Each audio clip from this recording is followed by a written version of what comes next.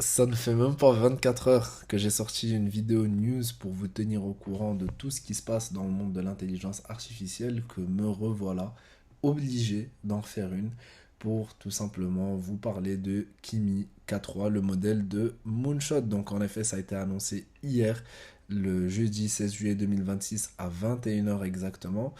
Et le moins que l'on puisse dire, c'est que ça a fait l'effet d'une bombe. Clairement, 11,1 millions de vues en moins de 24 heures sur X.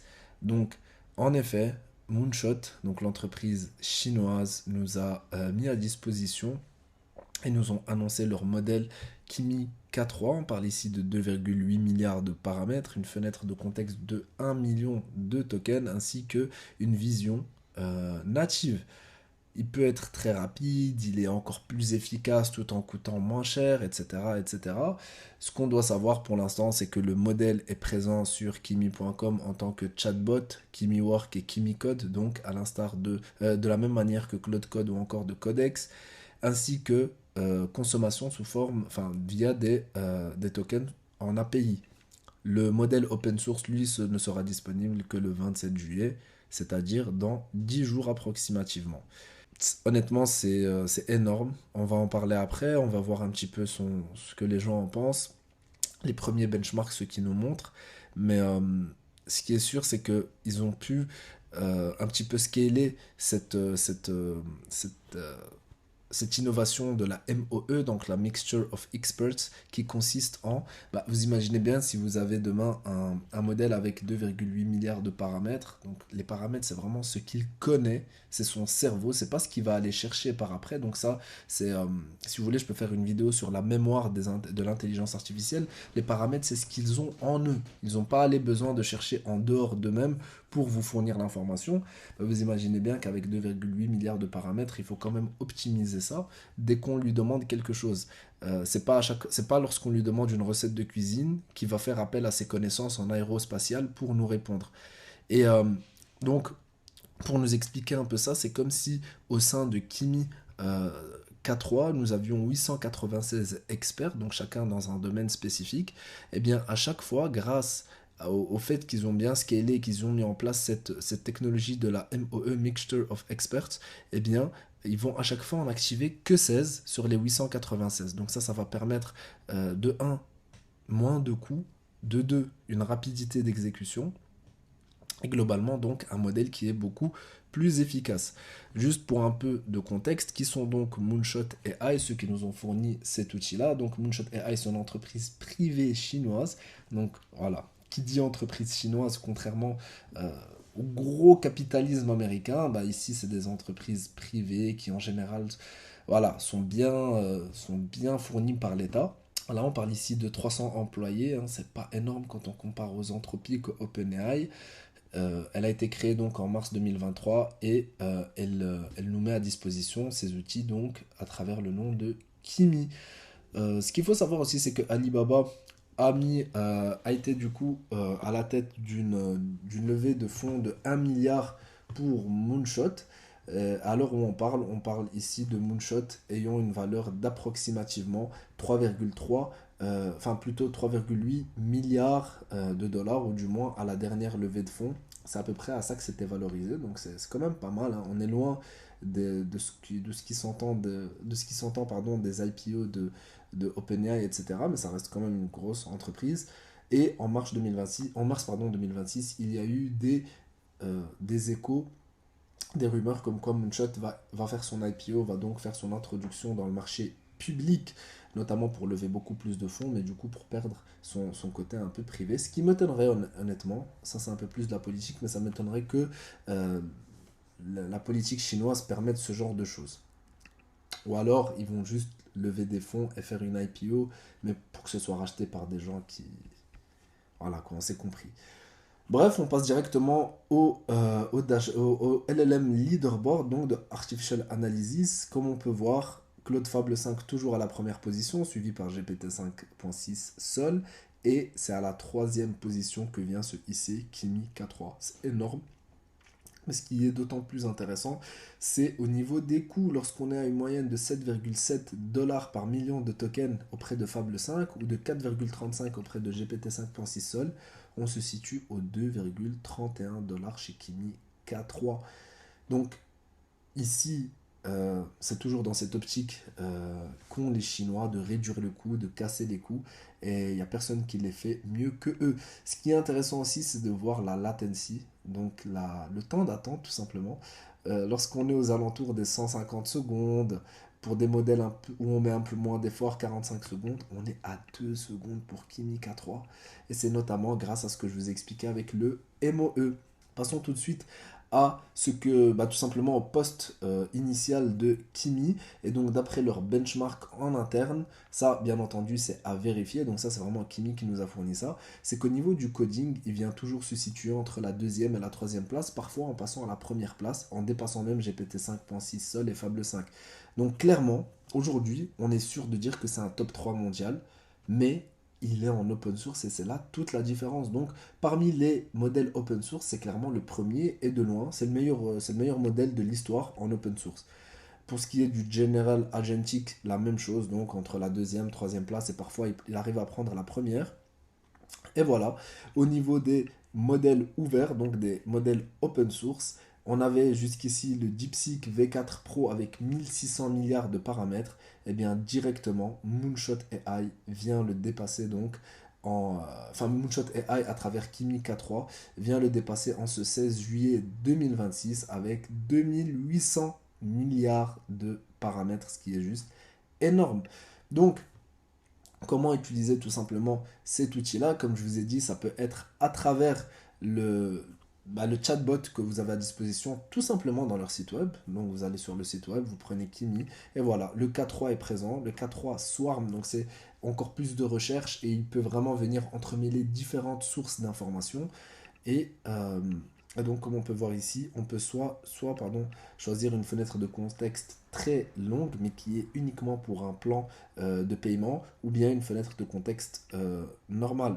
Donc, c'est un petit peu, c'est un petit peu ça qui nous est mis à disposition. Donc, soit vous l'utilisez de cette manière-là, soit vous l'utilisez directement dans votre PC, donc utilisez le Kimi Code.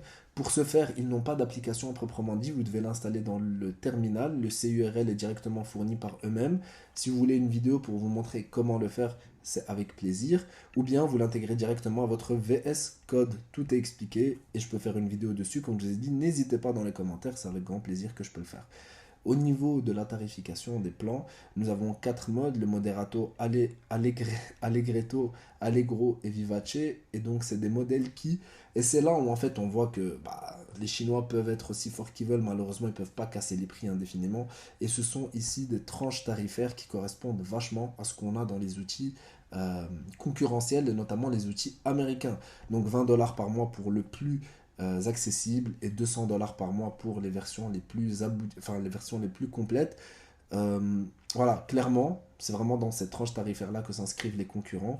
Et donc, tandis que au niveau de la consommation des clés, des tokens et via API, on voit clairement que c'est avantageux. Mais pour ce qui est des personnes qui vont s'abonner, là, ils sont obligés de mettre un peu comme tout le monde. Voilà maintenant un peu toutes les informations que nous voulions avoir, ou du moins qui sont données par Moonshot eux-mêmes. On va aller explorer quelques tweets qui pourraient être intéressants pour nous, hein. La première, c'est tout simplement Polymarket qui nous explique que le nouveau modèle Kimi K3 s'est édité lui-même sa propre vidéo de teaser. Donc c'est énorme, il a pris 56 clips et d'après eux, il a effectué le travail qu'aurait pris un expert, donc un vidéo éditeur, un monteur vidéo. Ça lui aurait pris 1 à 2 journées. Lui, il l'a fait lui-même et j'imagine pour moins cher que les honoraires d'un monteur vidéo expérimenté. Donc c'est énorme et on va directement voir cette vidéo. Donc c'est la vidéo que vous voyez ici en face de vous. Donc là, ce montage qu'on observe à l'heure actuelle a été monté par l'IA elle-même. Donc elle est en train de se auto-promouvoir. Ils lui ont juste donné 56 clips et elle l'a fait directement. C'est énorme. En parlant de vidéo, c'est Xfield, toujours comme d'habitude, eux ils vont directement comparer les modèles et c'est ce qu'on voit ici. Donc eux, ils ont tout simplement pris le cerveau GPT 5.6 Sol et le cerveau Kimi K3. Et ils lui ont donné Seedance 2.0. Et donc pour le même prompt, voilà les résultats qu'on a. Je m'y connais pas, honnêtement, moi, en tout ce qui est design, en tout ce qui est voilà, motion design, artistique, etc. Mais je vous assure, en général, ce genre de comparatif, je les skip parce que j'arrive pas à voir la différence. Mais je vous assure que là, on la voit clairement. Regardez juste 2 minutes, le sens du détail à droite et à gauche. C'est énorme. Regardez la texture, le feu, la texture des matériaux. Voilà, comme je vous ai dit, moi je m'y connais absolument pas. Même à la fin, regardez ici la petite lumière rouge. Bref, tout le monde est juste choqué. Tout le monde est juste choqué. Tout le monde dit que ça a l'air beaucoup plus détaillé, beaucoup plus sharp, beaucoup plus aiguisé du côté de Kimi K3. Donc c'est une utilisation aussi qui est intéressante de tout simplement la génération de vidéos, la génération de contenu et tout ce qui est contenu artistique. Dans un petit peu la même optique, il a été demandé aux deux modèles, donc le 5.6 Sol et au Kimi K3, de faire un jeu vidéo où en fait on tire avec une certaine, comme une sorte d'arbalète. Et là encore, le rendu est complètement choquant. Tandis que GPT 5.6 nous donne un rendu qui marche plutôt bien, hein, on va pas non plus lui cracher dessus. Mais regardez seulement ce que Kimi fait. Que ce soit l'environnement 3D, que ce soit la qualité des textures, bien entendu, c'est pas fou, mais par rapport à ce que GPT nous propose, le mode jour, le mode nuit, le sens du détail avec les étoiles, bref, avec le même prompt, on a en haut, on dirait que c'est juste une simple démonstration, et en bas, un jeu qui on voit directement une sorte d'immersion. Donc, c'est fou. Et nous avons aussi Command Code qui ont pratiquement fait la même chose, où ils ont demandé à faire un petit jeu en 2D voilà, de Galaxy, bref, ce genre de petit jeu à la con, mais juste pour voir l'efficacité du modèle. Tout à gauche, Fable 5, c'est plutôt normal, fade, mais voilà. Kimi K3 au milieu et GPT 5.6 Sol. Et c'est là que c'est fou, c'est que Kimi a coûté uniquement 3 centimes pour faire le jeu que vous voyez ici. Fable 5 leur a coûté 40 centimes. Et en utilisant GPT 5.6 seul, ils ont dû débourser 11 centimes. Donc d'après eux, en prenant en compte, et c'est des experts dont je les crois, en prenant en compte à la fois que ce soit l'interface utilisateur, la jouabilité ou plutôt l'ergonomie du jeu, et surtout les coûts associés à ce dernier, ils ont attribué une note de 9,5 sur 10 à Kimi K3, de 7,5 sur 10 à Fable 5 et de 7 sur 10 sur GPT 5.6 seul. Donc c'est juste énorme. Le truc est sorti hier à 21h. Les gens sont comme des fous, ils sont affolés. Les gens statent comme pas possible. Et voilà. D'ailleurs, dans la même optique, il y avait directement Moonshot qui eux-mêmes nous ont fourni un exemple de jeu vidéo qui était capable de nous coder Kimi K3. Ici, c'est clairement une comment dire, une représentation de Red Dead Redemption, que ce soit le 1 ou le 2, je ne sais pas. Mais on voit bien qu'il y a tout un rendu 3D. Il y a toute cette synergie de jour et de nuit, cette jouabilité, la caméra qui bouge bien, des features en plus. Donc voilà un peu tout, les gens sont choqués, les gens se rendent... Voilà, ils arrivent à peine à commencer à assimiler la chose parce que c'est énorme. Et voilà un peu tout. Voilà un peu tout en ce qui concerne cet outil, en ce qui concerne euh, Kimi K3. Donc j'espère que j'ai pu vous donner toutes les informations nécessaires. Si vous avez d'autres questions, n'hésitez pas. Je vous mettrai les sources dans la description. Et donc voilà, on se dit peut-être très bientôt pour de nouvelles news. Et merci d'avoir regardé la vidéo.